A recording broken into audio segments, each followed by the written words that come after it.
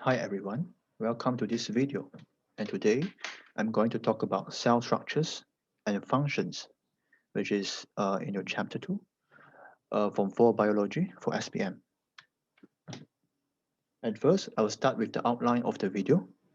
So after this video, I would like all of you to understand the components of animal and also plant cells, and you need to understand the function of each component. So let's start with some question.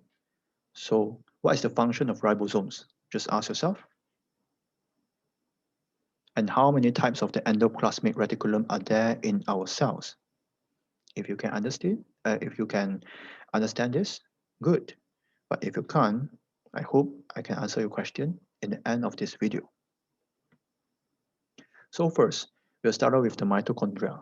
So as you see, the mitochondria is a rod shape or even spherical in shape, and it consists of two layers, which you have the smoother outer layer, and also you have a folded inner membrane.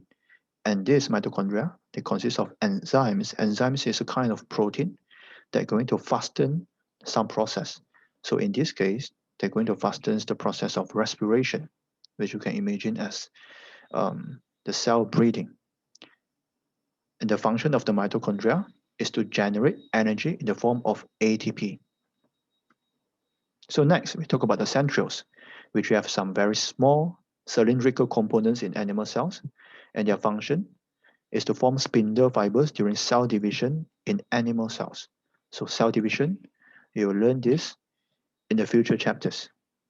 So next is the Golgi apparatus. As you can see, this is the Golgi apparatus.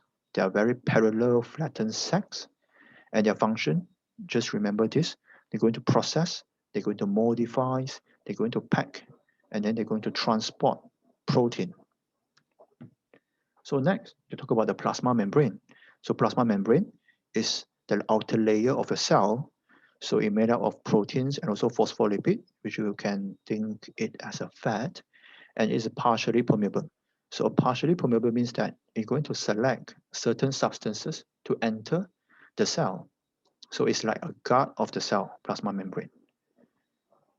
And the function of plasma membrane is that it's going to separate contents from the external environment, and it's also going to control every substances to comes in or goes out of the cell, and it's also going to allow exchange of materials between cells. And for lysosome, is some very small spherical sac that contains hydrolytic enzyme. Remember what I said just now? Enzyme is a protein that going to fasten some process. So hydrolytic enzymes, they are going to hydrolyze or digest some complex organic molecules such as your protein. And they can also digest down or even break down bacteria. So it's very important in our cell. Next, we talk about nucleus, which is the largest component and is very important in one cell. And one nucleus consists of chromosomes, nucleolus, and also nucleoplasm. Just remember that nucleus is going to store the genetic materials for our body. And the function is to control all cell activities, so it's very important. And nucleus also have chromosomes. Chromosomes contains DNA, which contains all your genetic materials, which you're going to pass down to your future generation.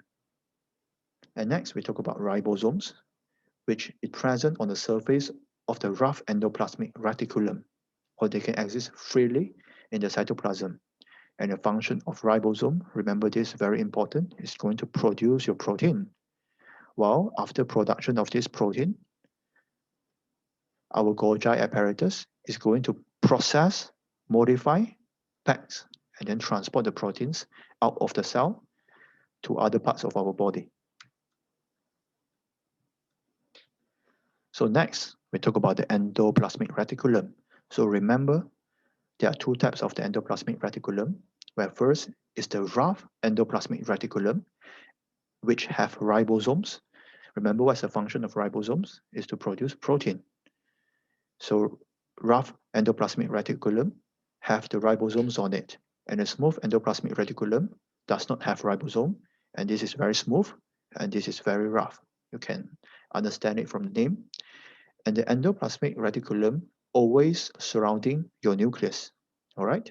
And the function of the endoplasmic reticulum, they are transport system in your cell. So you can imagine it like the MRT system in KL. So it's just a transport system. And what are they transporting? So they are transporting proteins which are produced by ribosome. This is for rough ER. So rough endoplasmic reticulum, we call it as rough ER. And for the smooth endoplasmic reticulum, it's not containing any ribosome, so it's not transporting protein. So what it do, it's going to produce and transport glycerol and lipids. Just think of it as your fats, okay? So this rough ER transport your protein, and smooth ER going to produce and transport your glycerol and lipids, and they also carry out detoxification of your drugs or even others metabolic byproducts. So after you eat some, for example, you take some medicine like Panadol, paracetamol. So the smooth ER will undergo some detoxification process. They will clear all the way, all the bad stuff of the drugs out of your body. So next, we talk about vacuoles, which is very characteristic for plants, but some animal cells also contain some very small vacuoles, all right? So vacuoles is some very liquid filled sac, which we call it as a cell sap. It's very important. It stores liquids or fluid in it. And some young plant cells have many small vacuoles, while mature plant cells, you see, for example, like very big tree, they have a very large vacuoles, okay? And the function is that the water is absorbed into the vacuoles and the cell becomes very turgid. So after you water some plant, you'll see that the plant, like, like a sunflower, is going to become very turgid and stand still. This is because water is being absorbed and stored in the vacuoles. All right. And next, a very important component for our plant is chloroplast, and it's oval in shape. I'll show you the photo later. And it consists of two layers, and it contains something very important known as a chlorophyll pigments. Pigments is something that gives you a color. So a chlorophyll pigments is going to give the plant a green color. And the function is that the chlorophyll is going to absorb sunlight and convert it to a chemical energy. So chemical energy, you can store as a food. So after some animals or even you eat the plants, so the chemical bodies goes into your body. So the plant going to use this chloroplast, and the chloroplast contains chlorophyll, absorb the sunlight, and change it to chemical energy through a process known as a photosynthesis. Okay, it's a very important process for plant. So next, we talk about cytoplasm and cell wall. So cytoplasm um, is in the all plant cells and also animal cells. They are a jelly-like medium, okay, that contains components. So everything is contained inside, okay. So the cell, just imagine a cell is having a cytoplasm. I will show you the photo later. And it contains organic compounds and inorganic compounds. So you're going to store everything inside, just a jelly-like medium. So what it do, it just play a role for all your biochemical reactions in cells. Next, we're going to talk about cell wall. So cell wall is just for plant, okay? So remember just now I said that the outer layer of a cell is your plasma membrane. So that's all for animal cell. But what about plant cell? So plant cell is going to have this cell wall where the cell wall is outside the plasma membrane. It's a very strong and rigid outer layer, and it made from cellulose fiber, all right? Cellulose, a kind of carbohydrates, okay?